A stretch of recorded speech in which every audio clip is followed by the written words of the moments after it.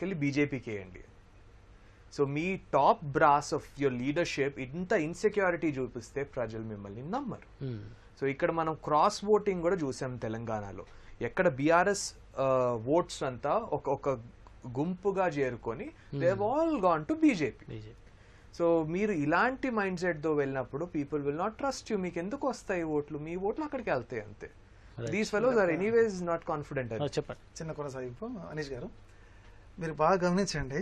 ఈ ఎలక్షన్ చెందిన అంశం ఏంటంటే ఏ బీజేపీ నాయకుడు కూడా ఏ బీజేపీ కంటెస్టెంట్ కూడా బీఆర్ఎస్ విమర్శించలే.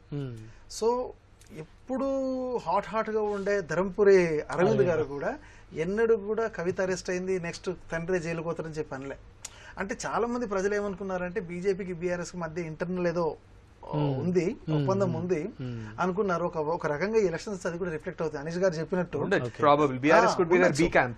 ఎందుకంటే అది బి టీమ్ అని చెప్పి చాలా మంది అంటున్నారు. సో వాళ్ళకి ఫైనల్ గా వాళ్ళకు ఉన్నటువంటి కంటెస్టెంట్ వాళ్ళ అపోజిషన్ ఎవరిదంటే కాంగ్రెస్ ఇద్దరికి. సో అట్లా కూడా ఓట్లు చీలినట్టు. రైట్ జేపీ గారు, లాస్ట్ ఫైనల్ 1 minute ఉంది. మనకు ఒక క్వశ్చన్ మీకు చెప్పి క్లోజ్ చేద్దాం.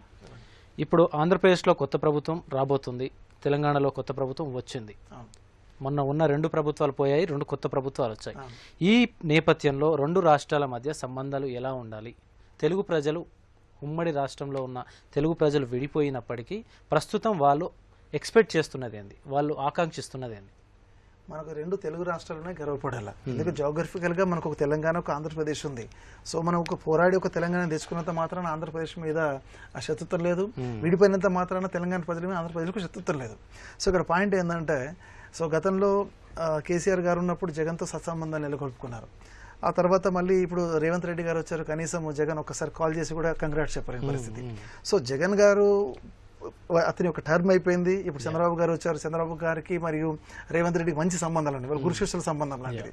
సో వాళ్ళ పార్టీలు వేరైనా వాళ్ళ పద్ధతులు ఒకటే. కాబట్టి డెఫినెట్లీ 2 రాష్ట్రాలు మంచి సహకారంతో ముందుకు వెళ్తాయని చెప్పి మనం ఆశించవచ్చు. ఎందుకంటే ఈ ఇద్దరి యొక్క క్యాంప్ ఒకటే, ఇద్దరి యొక్క క్యాంప్ కూడా టీడీపీ క్యాంపే కాబట్టి.